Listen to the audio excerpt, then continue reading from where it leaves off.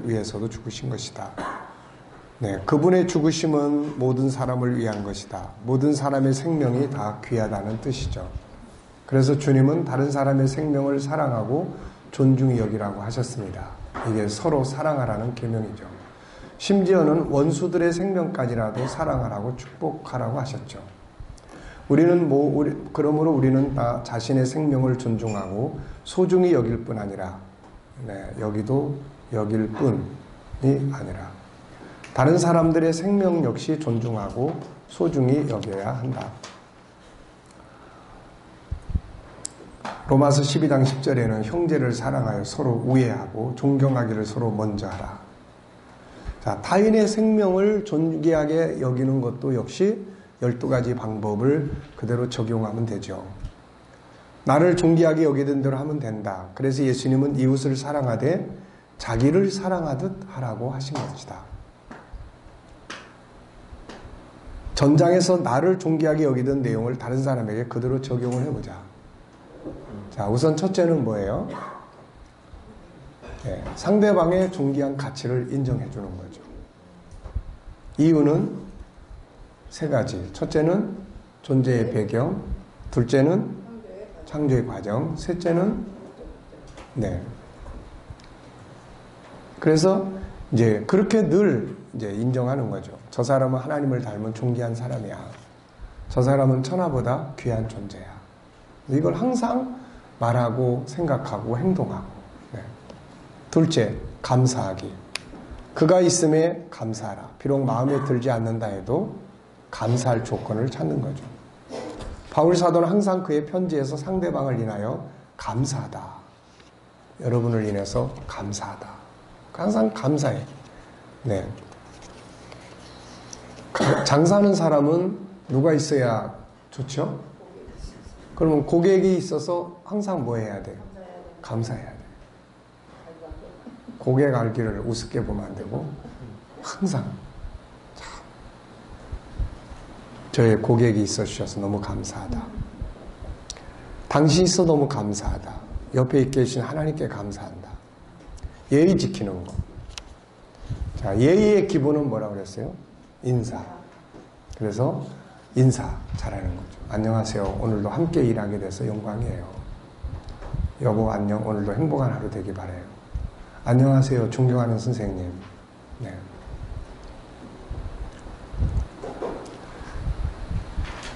자, 그 다음에 이제 예의는 신뢰죠. 예의는 고마운 은혜를 잊지 않는 거고. 그 다음에 이제 네 번째는 인정하는 겁니다. 우리가 앞에서 공부했으니까 그거를 상대방에게 활용한다고 생각하시면 돼요. 뭘 인정해야 돼요? 우선 존재를 인정하고, 그 다음에 두 번째는 수고와 애쓰는 걸 인정하고, 세 번째는 다름을 인정하고, 네 번째는 가능성을 인정하라 하는 거예요.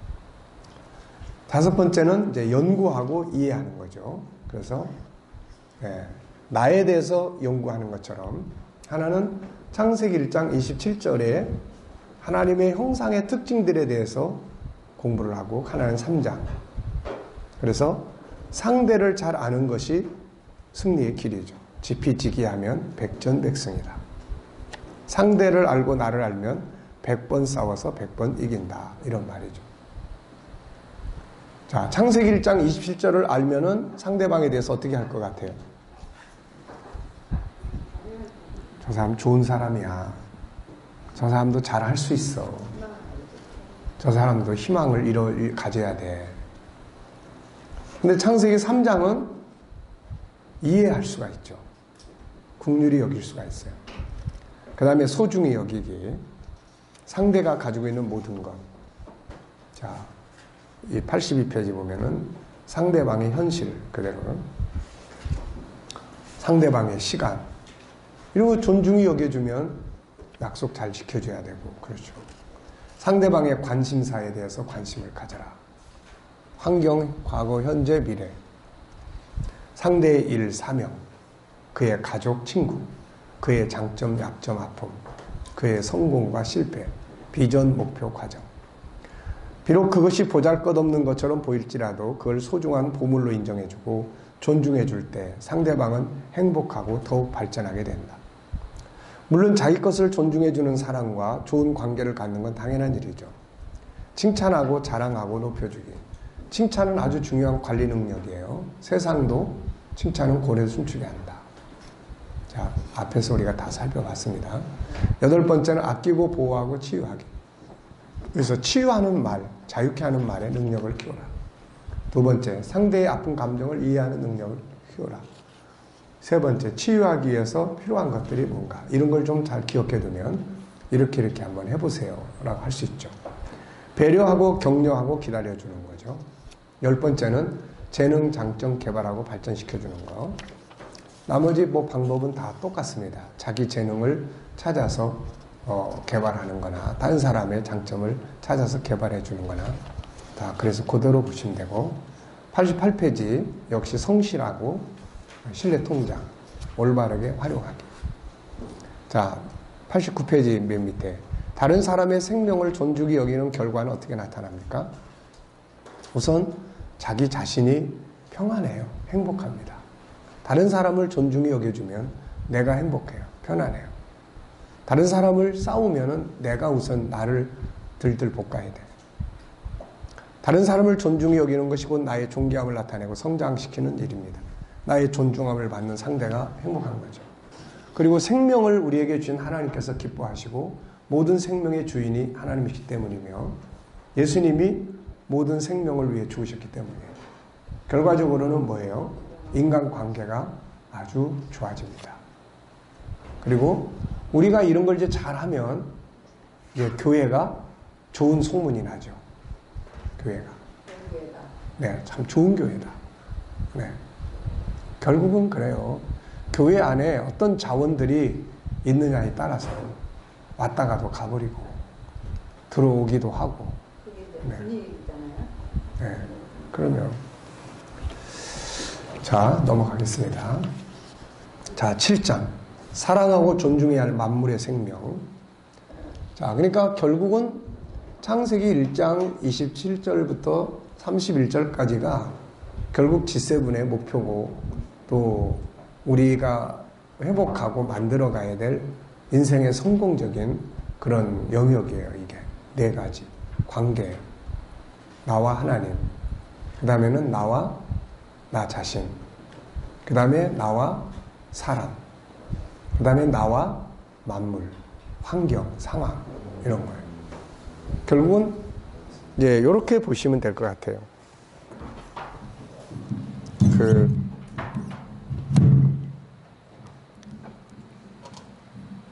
우리가 성공해야 될 거는 이제 4가지. 관계예요, 관계. 결국 관계 성공을 만드는 거죠. 관계 성공. 그래서 하나는 하나님과의 관계. 그 다음에 또 하나는 나와 나의 관계. 또 하나는 사람, 다른 사람과 관계. 그 다음에 또 하나는 만물. 그 다음에 환경. 이제 이런 거. 근데 이런 관계를 이제 형성해 나가는데 뭐 가지고 하냐면은 이제 뭘로 해요? G7. 이걸 하는 거예요. 5가지 성품. 네. 그래서 5가지 성품으로 이제 이걸 이렇게 한다고 한번 생각해 보세요. 자, 우선 첫째는 뭐예요? 첫째는 뭡니까? 존중함. 존귀 여기는 거. 2번째는 뭐예요? 다름.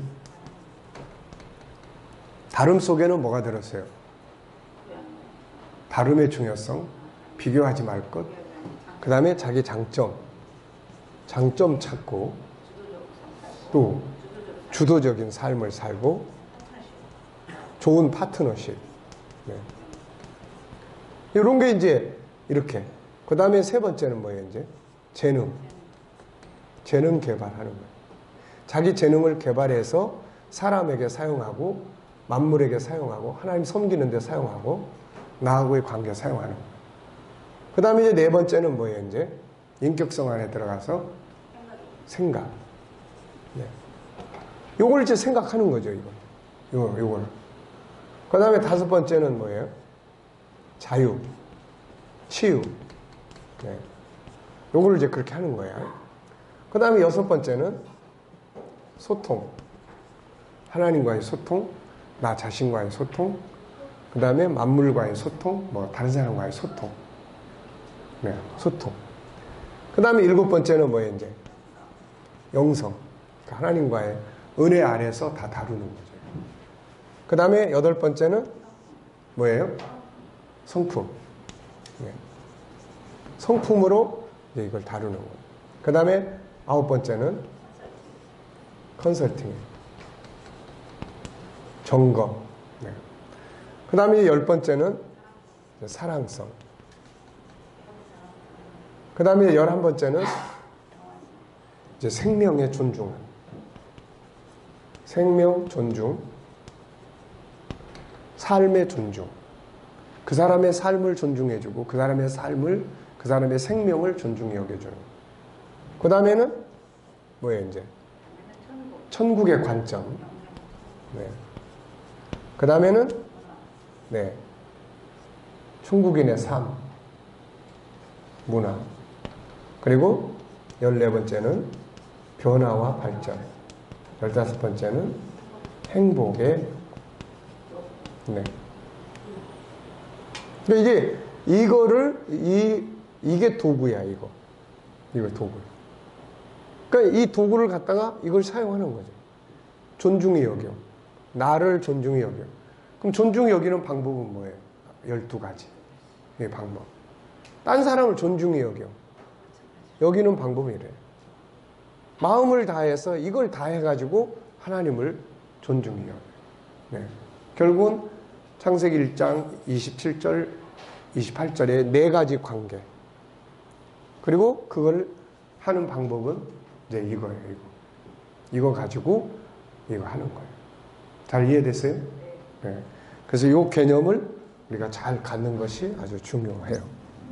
그리고 실제로 이제 해보는 거죠. 그리고 이 안에는 이제 저거를 구체화할 수 있도록 이제 내용을 구체적으로. 소통. 나하고 소통. 그럼 어떻게 해야 돼? 대화법. 네. 딴 사람과의 소통. 대화법. 성령과의 소통. 그래서 이제 어떻게 해야 되는지. 치유, 자유. 딴 사람을 자유케 해. 자유케 하는 것이 뭐예요? 우리를 억압하는 것은 환경도 있고 경제적인 것도 있고 언어도 있고 많아요. 그러니까 이런 걸 찾아서. 자, 사랑하고 존중해야 될 만물의 생명이에요. 여기서 이제 하나는 나, 그 다음에 다른 사람, 그 다음 만물이에요. 만물의 생명 역시 존중할 수 있어야 한다. 모든 만물 역시 생명을 가지고 있다. 그래서 살아있고 꽃피고 열매 맺고 생육 번성한다. 물론 사람의 생명과 만물의 생명은 다르다. 사람의 생명은 하나님의 형상대로 지어진 생명이고 그래서 하나님의 성품이 있고 특히 중요한 건 영원성을 가지고 있다. 그러나 만물은 하나님의 형상이 아니라 흙에서 나온 단순한 생명체들이다. 그러나 이 모든 만물 역시 우리가 사랑하고 존중해야 할 생명들이다. 이유가 뭔가? 역시 이 생명체도 다 누가 주셨어요? 다 하나님 주신 거예요. 인간은 못 만들어내요. 아무리 모형을 만들고 변형을 주고 뭘 해도 복제품을 만들지는 몰라도 생명의 본체, 돼지의 생명의 본체를 못 만들어내요. 네. 우리가 만물을 사랑하고 존중히 여기야 할 중요한 이유는 이 모든 만물이 하나님의 창조를 받았고 하나님이 그들에게 생명을 주셨기 때문이에요. 그래서 창세로부터 보이지 아니하는 것들, 그의 영원하신 능력과 신성이 그가 만드신 만물에 분명히 보여 알게 된다. 하나님의 창조의 본성이 만물 속에 다 들어있는 거예요. 창세 1장 11절 모든 풀과 나무 다 종류대로 동물들도 마찬가지입니다. 자, 그래서 하나님께서 이것들을 기르시고 입히시고 사랑하시고 관리하시는 거죠. 공중의 새, 뭐 들의 백합화, 오늘 있다가 내일 아궁이에 던져지는 들풀도 하나님이 이렇게 입히시지 않냐. 이게 관리하시는 거죠, 하나님께서. 시편 104편, 샘물, 들짐승에 먹게 하시고, 뭐 다 관리를 하시는 거예요. 자, 하늘 아버지는 만물을 지으시고 그것들을 관리하시고 사랑하시고 먹이시고 입히시고 아름다움을 발산하도록 도우신다. 만물 속에는 그분의 특징들이 들어있는 그분의 작품이다. 하나님은 이 모든 만물에게 생명을 주셨다. 사람과는 다른 생명이지만 이 생명은 하나님으로부터 주어진 것이므로 소중한 거다. 그래서 하나님께서도 이 모든 피조물들을 사랑하시고 가꾸죠. 우리도 아버지의 만물 사랑을 배워야 한다. 이것들은 이제 우리에게 다스리고 위탁하신 것이죠. 이 모든 것들은 하나님이 그분의 형상을 가진 그분의 자녀들에게 다스리라고 맡겼어요. 관리를 해라. 네. 아름답게 보존하고 관리를 해라. 다윗은 이 같은 하나님의 은혜 앞에 감사와 찬양을 드렸죠. 그래서 우리가 무엇이 간데, 인생이 무엇이 간데 이렇게 하셨습니까? 그러므로 우리는 하나님이 지으신 귀한 생명체들을 사랑으로 보살피고 관리를 해야 돼요. 세 번째, 만물은 인간이 육체를 입고 이 땅에 살아가는 동안 필요한 열매와 자원들을 제공하는 거예요. 창세기 1장, 절 수가 없네요. 29절, 씨 맺는 모든 것, 열매를 먹을 거리가 되리라. 우리가 이 땅에 살아가는 동안 필요한 육적인 모든 건 이 만물로부터 얻어진다. 그러므로 만물을 소중히 여기고 사랑으로 관리해야 돼. 잘 관리하면 풍성함을 얻게 만들어줘요. 뭐 육지에 있는 거, 바다에 있는 거 다 보면. 근데 인간의 타락과 욕심으로 무시당하고 파괴되고 있는 만물과 결과. 근래 우리는 이런 말 많이 듣죠. 엘니뇨 현상, 자연에너지, 녹색혁명, 탄소 배출권, 북극 빙하가 녹아내린다, 미세먼지 농도, 힐링 캠프, 자연 친화적. 과거에 들어보지 못했던 이야기들을 많이 듣고 있죠. 이런 말들, 이런 새로운 국제 규약들이 왜 생기는 겁니까? 그건 우리가 자꾸 파괴시키는 거예요. 다 파괴시켜요. 전부 다. 도시개발, 산업개발.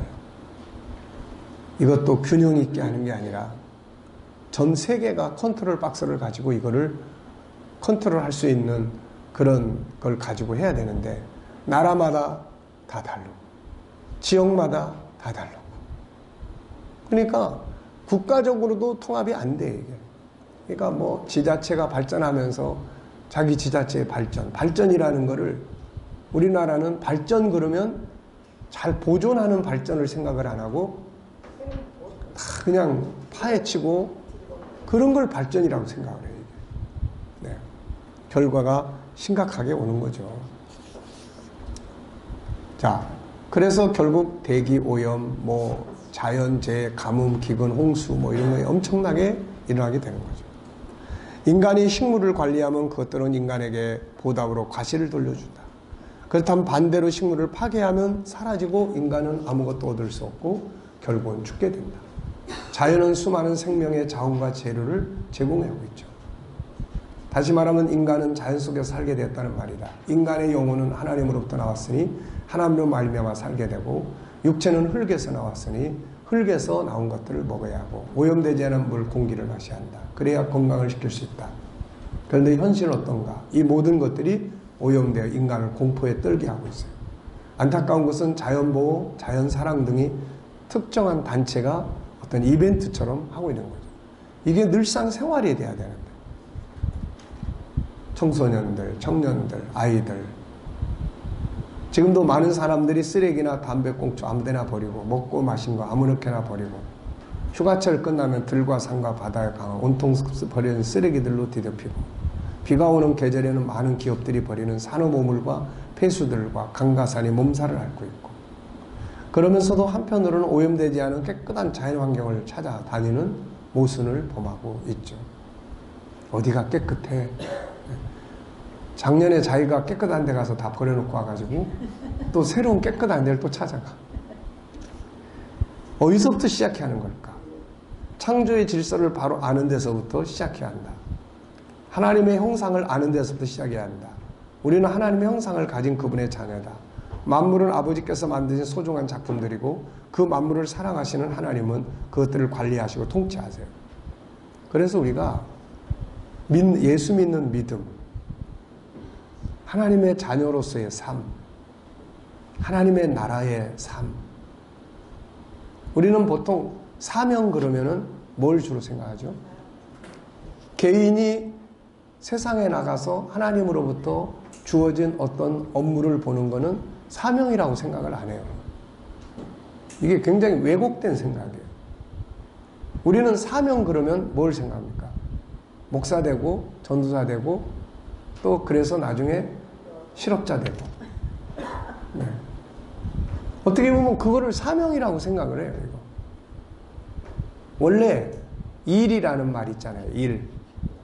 일이라는 말의 어원이 소명이라는 뜻이에요. 소명. 그러니까 우리가 살아가는 삶의 현장에서 벌어지는 모든 일은 하나님으로부터 부여받은 일이에요. 그런 개념을 네. 그러니까 이게 일에 대한 개념 자체를 교육을 해야 된다고요. 이게. 일이 뭔지. 그래서 교회에서 목사가 목사로서의 일을 하는 거나 밖에 나가서 신자가 자기 직장에서 자기 업무를 그리스도인의 가치를 가지고 하는 거나 똑같다는 이야기예요. 이게. 네.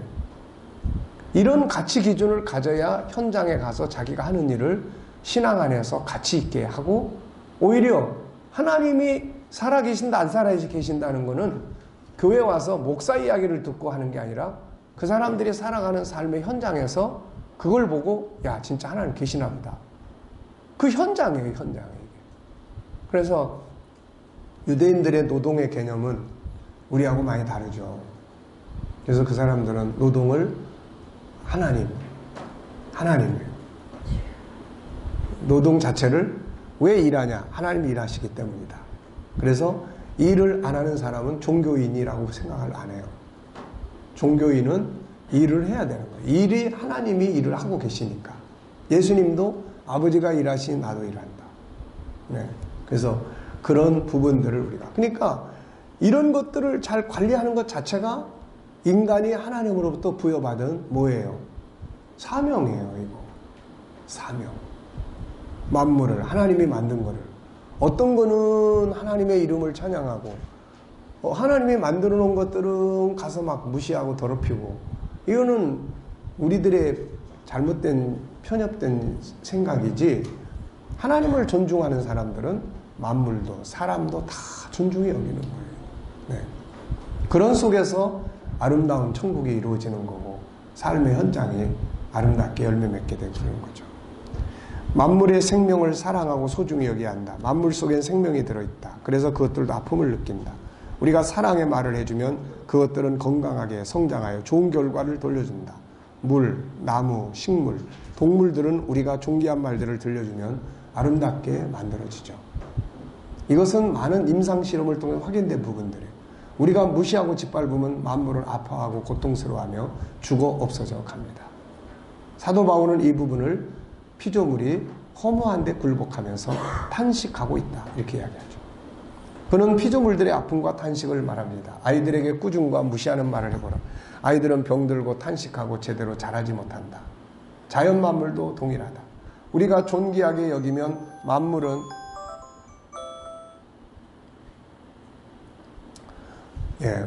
만물은 탄식하며 인간에게 필요한 것들을 제공하지 못하죠. 만물은 우리가 살 수 있는 생명의 자료들을 제공해줘요. 인간은 자연 속에서 살도록 창조됐어요. 자연이 파괴되면 그건 재앙이 되어 되돌아옵니다. 아버지는 이것들을 우리에게 관리하라고 맡겼죠. 하늘 아버지께서 아름답게 만들어서 우리에게 다스리고 관리하라고 주셨어요. 그런데 이것을 아무렇게나 무시하고 파괴하면 아버지의 뜻을 저버리는 불량한 자식이 되는 거죠. 아버지께서 우리의 행복을 위해 맡기신 것들을 아름답게 사랑으로 존귀하게 여기며 관리해야 한다.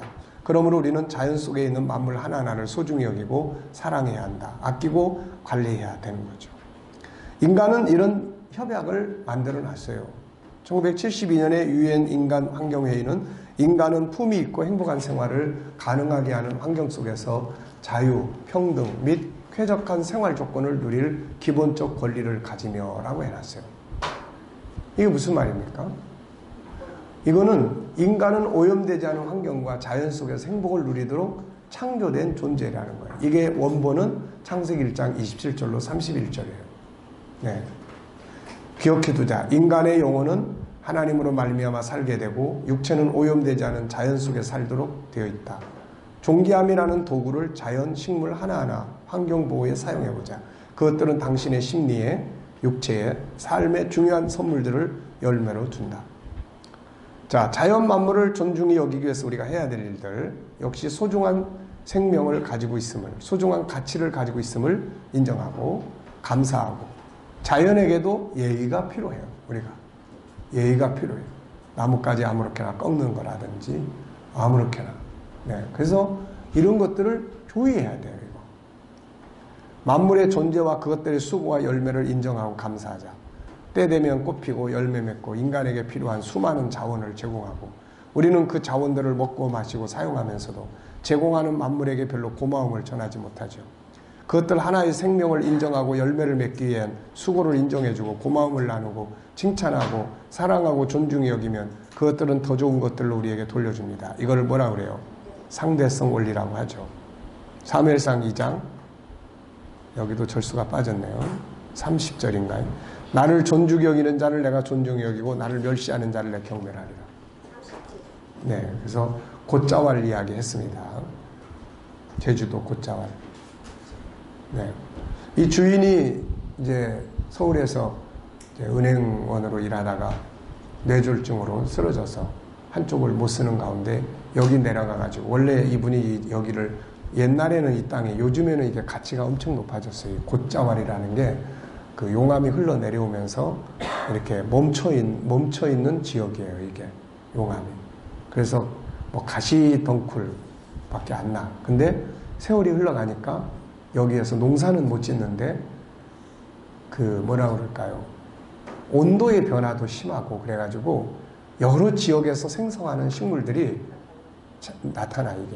이게 그래가지고 지금은 그 가치가 굉장히 높죠. 근데 옛날에는 이게 쓸데가 없어가지고 뭐 밭 한 떼기 사면 이런 거 그냥 덤으로 주는 그런 곳이었어요. 이게 곶자왈이라는 게.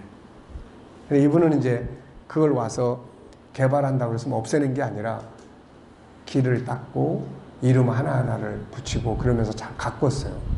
그런데 지금은 이제 여기 아주 보물덩어리가 돼 있죠. 그래서 그리고 그분도 만나보니까 그분도 교회 집사님인데 굉장히 건강이 좋아졌어요. 뭐 옛날에 뇌졸중으로 해서 내려왔는데 지금 완전히 건강해서 숲 해설사로. 그래가지고 그 딸이 이제 다큐멘터리도 나왔었어요. 그런데 거기에 이제 또 탐방하러 왔던 사람 중에 또 사위를 얻어가지고 거기서 그 사위도 거기 주저앉아가지고 이제 숲 해설사 하면서 그러고 살더라고요. 참 모든 만물과 인간은 이게 연관되어 있어요. 하늘과 땅에 연관되어 있고. 더 많이 연구하고 만물에 대해서 알자. 모르면 사랑한다고 하면서 괴롭힌다. 어느 날 필자가 아침 운동을 나갔을 때 어느 나무 앞에서 이렇게 말해. 나무야 수고가 많다. 난 널 사랑해. 그랬더니 그 나무가 이렇게 말하는 것처럼 느껴졌다. 뭐 네가 날 사랑한다고? 네가 날 얼마나 아는데 내 장점이 뭐고 내 약점이 뭔지 알고 있니? 사랑한다고 하면서 괴롭히고. 네. 그래서 요즘에는 이제 그 운동하러 나가면 가래침도 아무데나 안 뱉어요. 침을 뱉어야 될 일이 생기면은 잘 살펴가지고 아무것도 없는. 예. 왜냐면은 뱉었더니 야, 왜 더러운 걸 내 얼굴에다 뱉냐 그러는. 그래서 밖에 나가면 참 재밌는 게 많아요. 아침에 이렇게 풀, 꽃. 그래가지고 예, 이 들풀들 잘 지내니 그러니까 들풀들이 뭐라 그러냐면은 왜 나를 들풀이라고 부르니? 나도 내 이름이 있는데 기분 나쁘게. 그래서 한동안은 그 풀 연구했어요.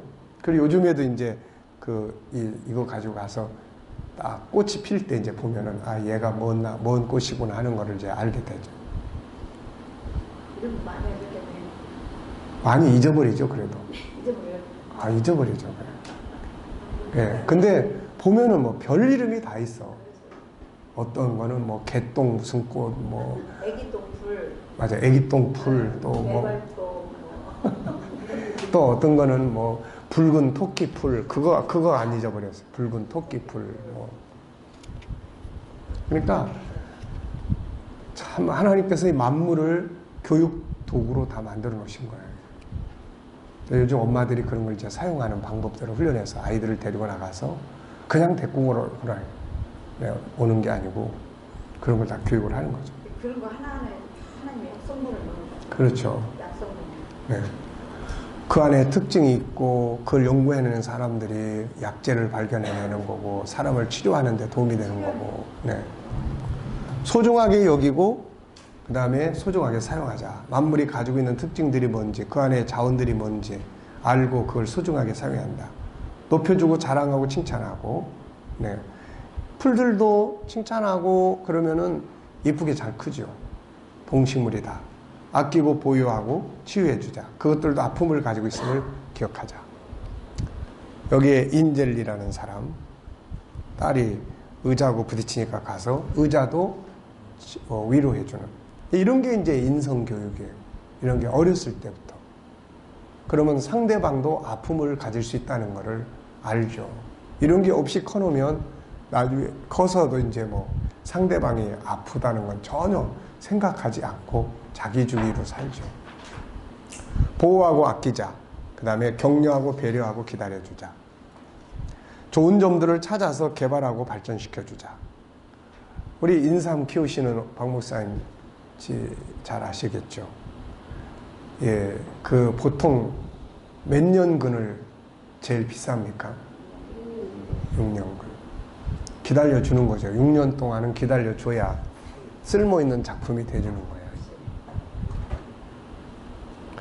만물도 그런 게 필요한 거예요. 좋은 점을 찾아서 개발하고 발전시켜주는 거죠. 잘 성장해 나가도록 돕고 파괴가 아니고 성실하게 가꾸고 사용하고 올바르게 사용해 주는 거죠.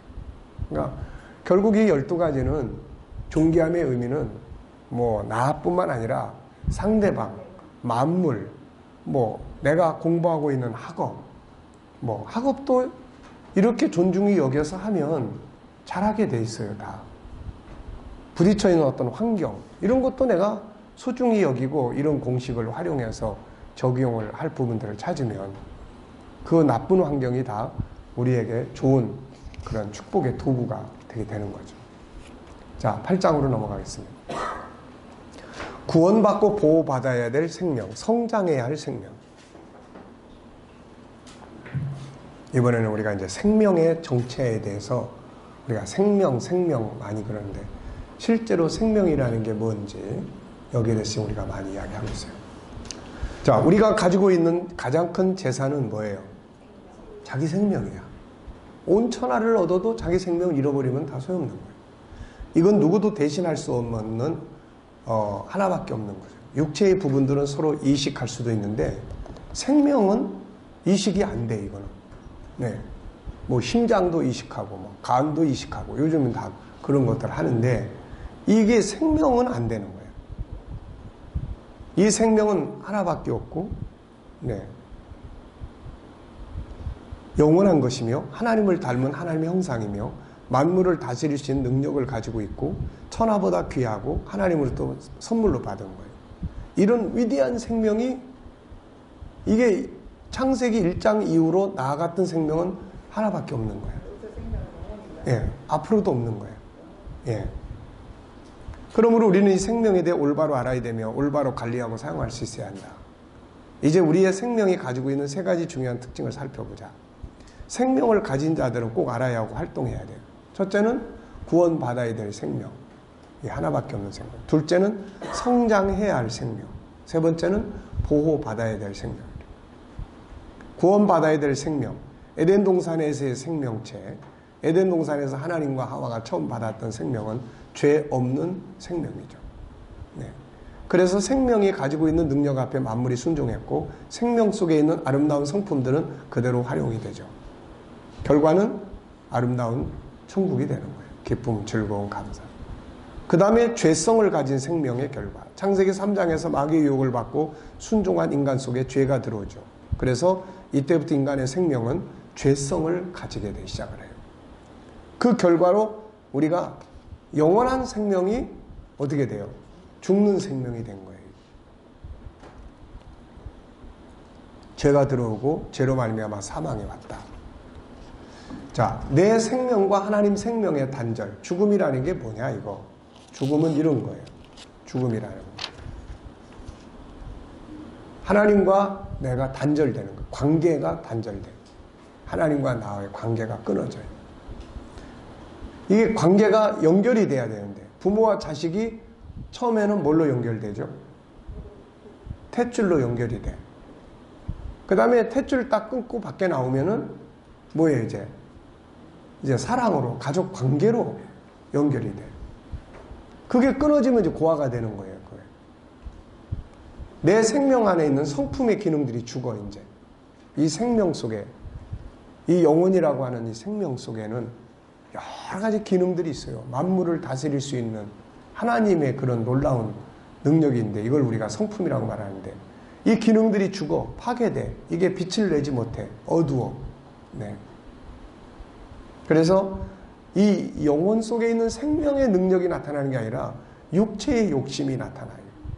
그래서 갈라디아 5장 19절에 육체의 일은 이래. 음행, 더러운 거, 호색, 우상술배, 뭐 술수, 원수 맺는 거, 전부 막 이런 거죠. 투기, 당짓는 것, 술 취함, 방탕함. 지금 우리의 생명은 죄성을 가지고 있어요. 그것이 그대로 밖으로 나와 우리의 삶을 망가뜨리고 있어요. 저희 목구멍은 열린 무덤이고 저주 악독이 가득하고. 세 번째, 죄성을 가진 생명에서 나오는 모든 요소들은 자기의 삶을 어떻게 해요? 죽게 만들고 있죠. 죄성을 가진 생명에서 나오는 타락한 언어, 성품, 행동들은 부정적이고 상처투성이고 죄성을 그대로 가지고 있다. 이런 언어, 성품, 행동들은 자신의 삶과 삶의 현장을 부정적으로 만들고 다른 사람과의 관계를 파괴시키죠. 화공약품이 깨끗한 시냇물을 죽게 만들듯이 죄성을 가진 생명에서 나오는 죄성의 요소들은 아름다워야 할 우리의 가정, 삶의 현장을 죽음의 현장으로 만들고 탄식과 고통 속에 빠지게 만들고 있는 거죠. 네 번째, 육체와 영혼, 내 생명이 분리됩니다.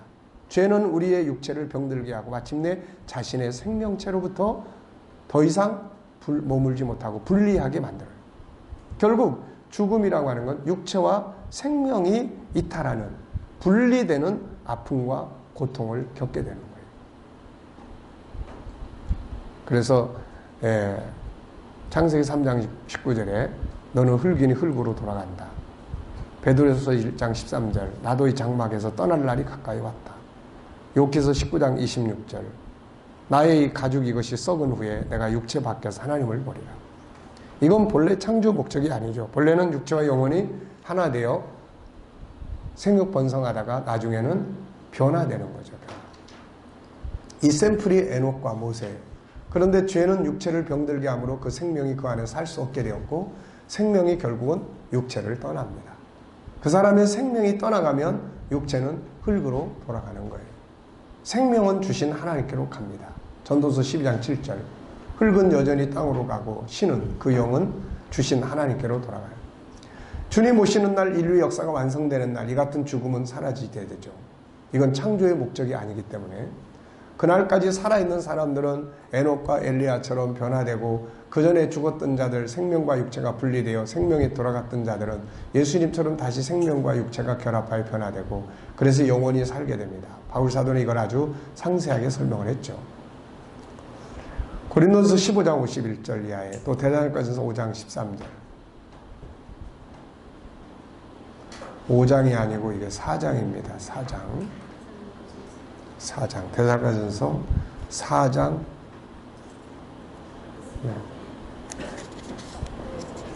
또 고쳐야 됩니다.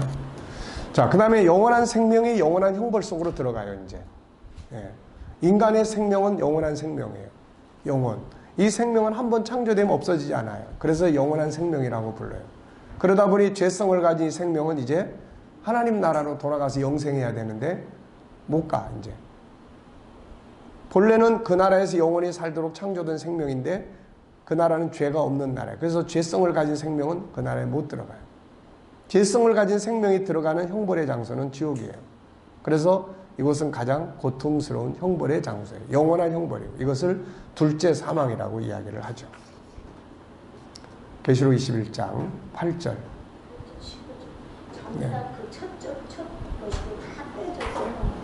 네. 그 다음에 누가복음 16장 19절 여기도 빠졌고 자, 구원받아야 될 생명 그래서 이 땅에 와서 이제 가장 먼저 해야 할 가장 중요한 일은 우리의 생명이 태어난 것으로 끝나면 안 돼. 생명이 창조받고 왔지만 이 생명은 뭘 가지고 있어요? 죄성을 가지고 있어요. 그래서 죄성을 해결해야 돼. 이게 바로 구원받아야 될 생명이에요. 거듭난 생명이 돼야 돼. 이 땅에 와서 가장 먼저 해야 할 가장 중요한 일은 바로 생명이 죄에서 구원받는 일이에요. 그냥 태어나는 대로 살다가 가면 안 돼요, 이건 비극적 인생으로 실패죠. 단순한 실패가 아니라 비극적 실패예요.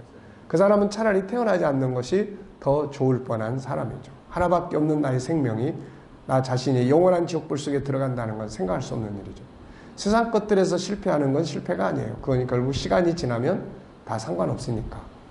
그 사람의 생명이 세상을 떠날 때 그가 가진 성공 실패에는 다 아무 의미가 없어요.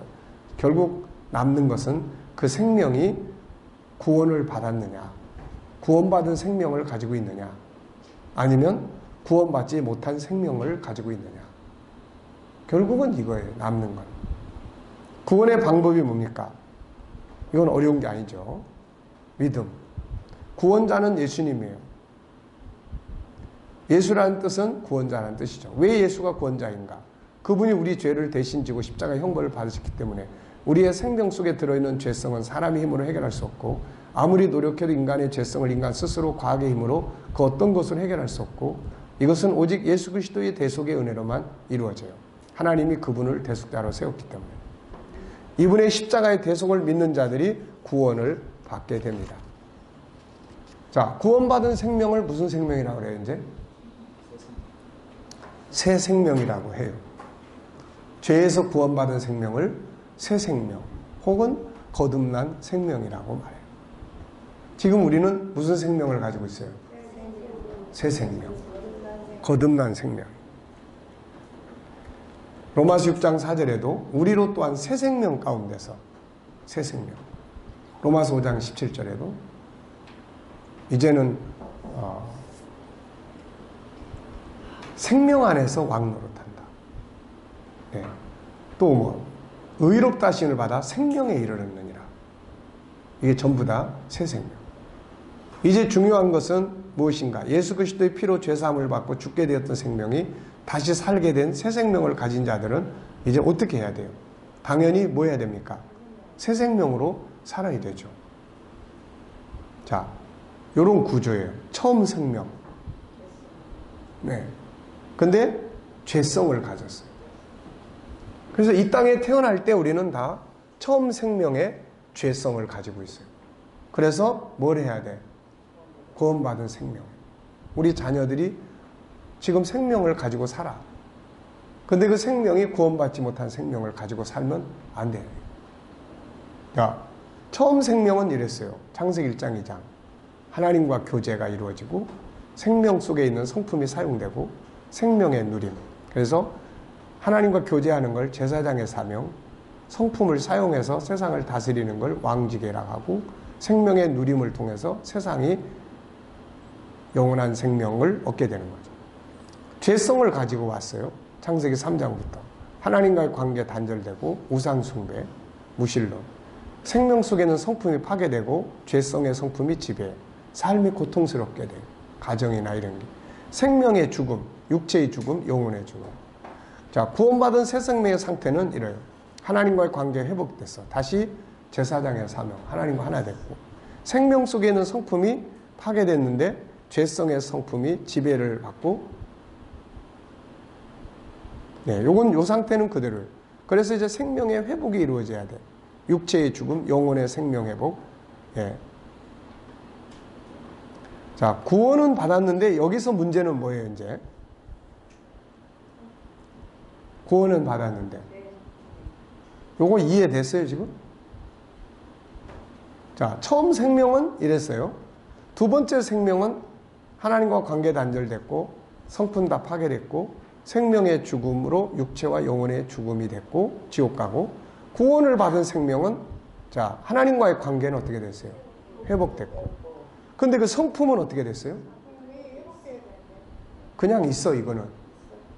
이거는 예수 믿음으로 저절로 되는 게 아니라는 이야기예요, 지금 이거는. 네. 그잖아요. 예수 영접해서 새 생명 얻었다고 그래가지고 5가지 성품이 저절로 다 회복이 되냐? 안 된단 말이에요, 이거.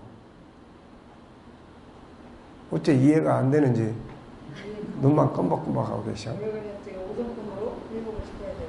성령 받으면 금방 막 기쁜데 충만할 때 그때는 회복된 것 같은데 왜 얘기를 네. 다시 나오고 성령 받음으로 인해서는 하나님과의 관계가 충만해지는 거예요.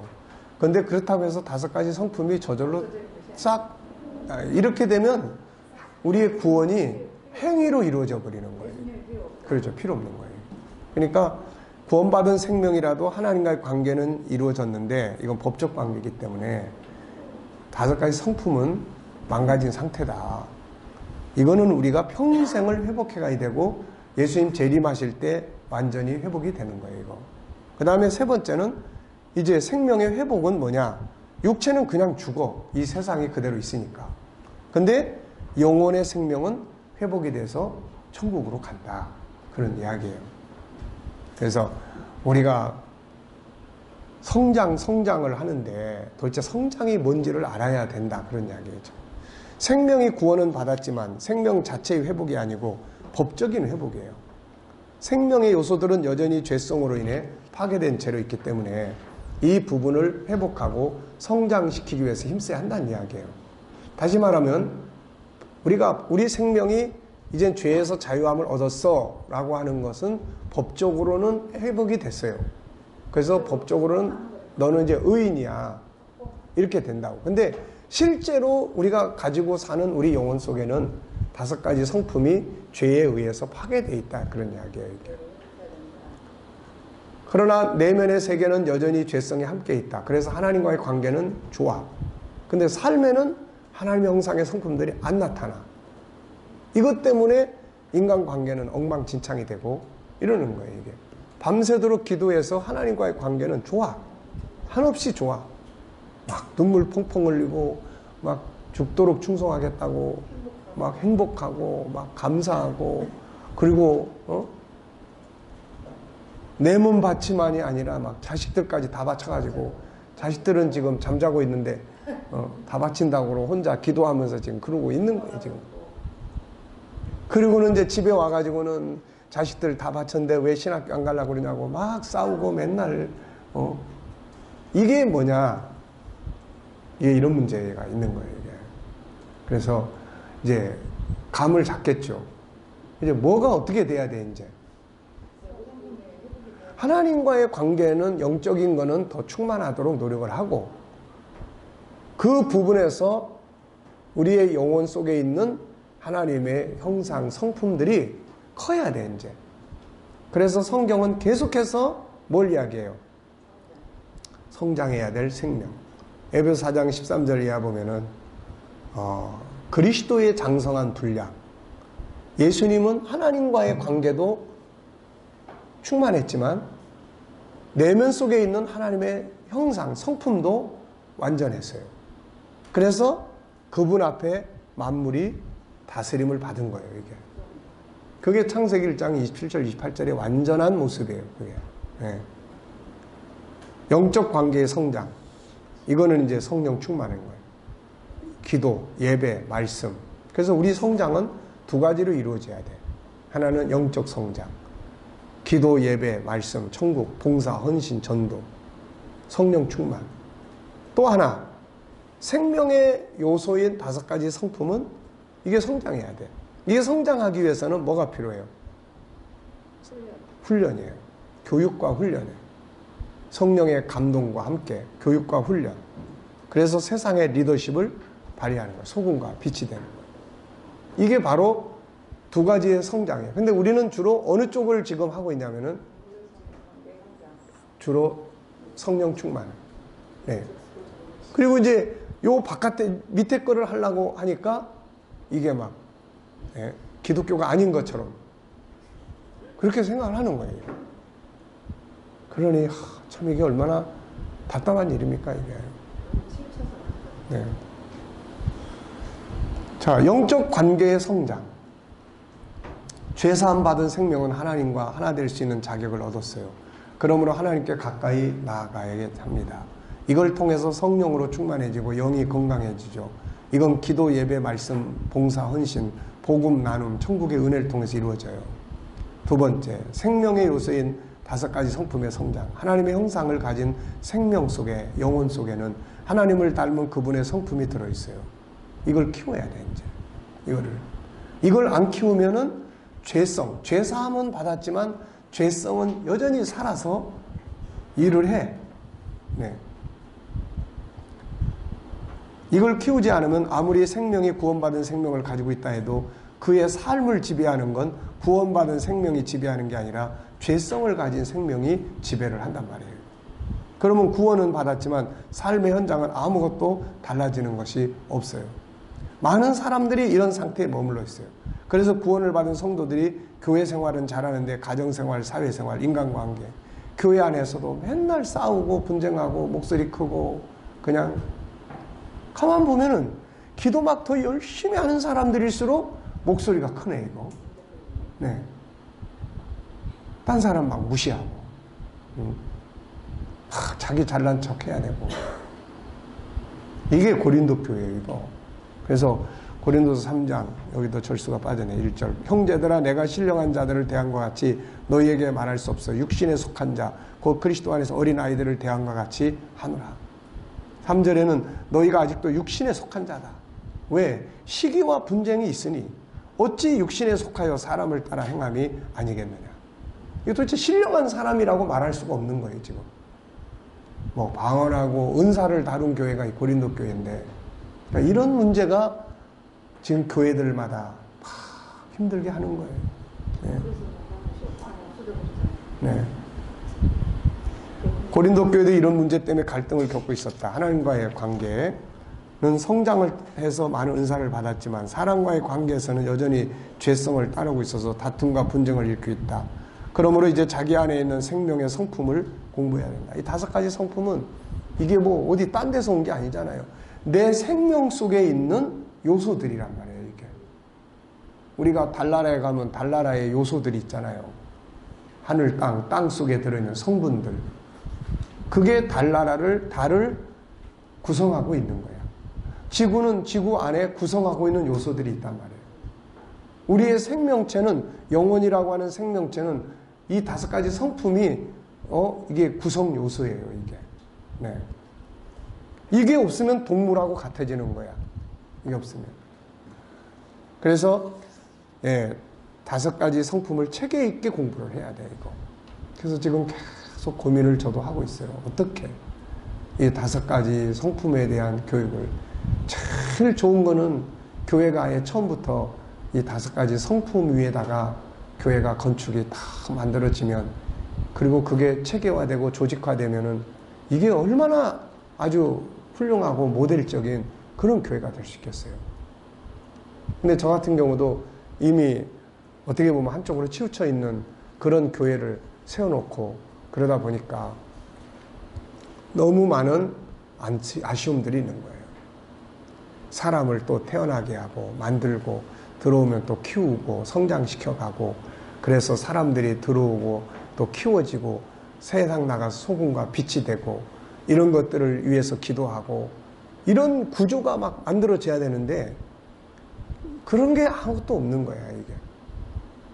그래서 참 안타까운 겁니다. 그래서 지금이라도 이렇게 좀 젊은 사람들은 더, 물론 이제 뭐 저도 이제 남은 기간 동안 그런 교회를 만들려고 많은 노력을 기울이고 구상을 하고 하지만, 자, 그래서 이 5가지 성품은 우리가 성령의 도우심을 받아야 돼요. 그러나 이건 교육이에요. 교육과 훈련이에요. 성경도 경건의 연습이라는 말을 그래서 하는 거야. 네. 보호받아야 될 생명입니다, 이제.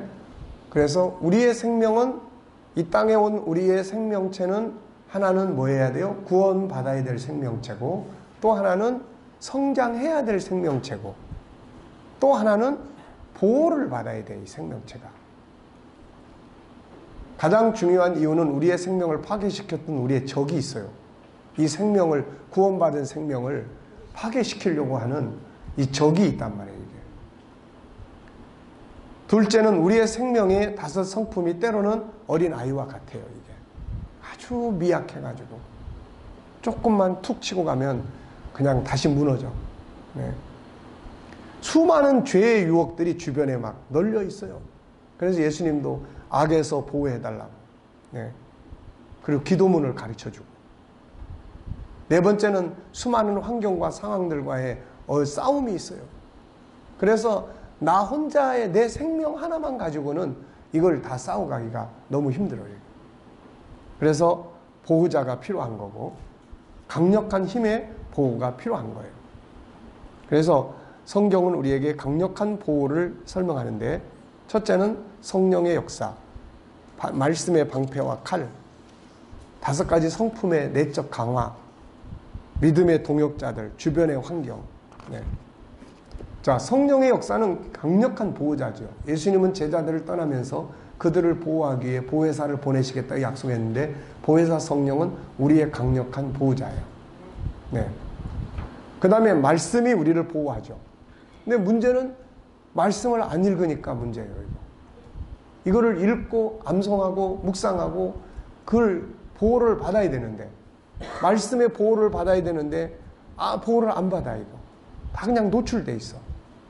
적이 불화살을 딱 쏴도 말씀의 진리의 허리띠도 없고 자기 강화예요. 자기 안에 있는 하나님을 닮은 다섯 가지 성품을 강화시켜야 돼. 강화. 기술을 강화시키고. 네. 어린아이들은 적과 싸울 수 없지만 강한 힘을 가진 어른이 되면 적과 싸워 이길 수 있죠. 믿음의 동역자. 믿음의 동역자는 어렵고 힘들 때 자신의 생명이 성장할 때 도움이 돼요. 다니엘에게는 기도의 동역자들이 있었고 베드로에게도 기도의 성도들이 있었고 바울 사도 옆에는 사명의 동역자들이 있었죠. 다니엘의 동역자, 베드로의 기도 동역자, 바울의 동역자. 주변의 환경. 주변의 환경은 우리의 구원받은 생명이 성장하고 보호받는 데 있어서 중요한 요소들이에요. 환경이 어떠냐 하는 것은 우리의 생명이 성장해 가는데 굉장히 도움이 될 수도 있고 방해 요인이 될 수도 있어요. 소돔성으로 들어간 롯의 가정은 성장이 아니라 실패해버렸죠. 사무엘은 성소에 들어가 성장함으로 하나님과 소통을 이루는 훌륭한 지도자가 될 수 있었어요. 구원받은 생명의 성장을 원하면서 좋지 않은 주변 환경 속에 머물러 있으면 이건 모순이에요. 그래서 구원받은 생명이 아름답게 성장하기 위해서 성장하기 좋은 주변 환경을 만들어야 됩니다. 자, 지금 우리 교회를 한번 쭉 살펴보세요. 내가 목회하는 내 교회는 과연 생명을 어떻게 관리를 해주고 있냐. 생명들이 다 들어왔는데 구원받은 생명들이라고 확신할 수 있느냐. 구원받은 생명을 만들기 위해서 뭘 하고 있는 거냐. 네. 그 다음에 구원받은 생명들은 성장을 해야 되는데 그 성장을 위해서 어떤 시스템들을 갖추고 있느냐. 성장한 영혼들은 보호를 받고 이렇게 해야 되는데 이런 구조는 뭘 가지고 있는지. 이런 것들이 바로 목회자들이 연구하고 고민해서 가야 될 교회 내적인 시스템들이에요. 이게. 자, 10분간 휴식하겠습니다.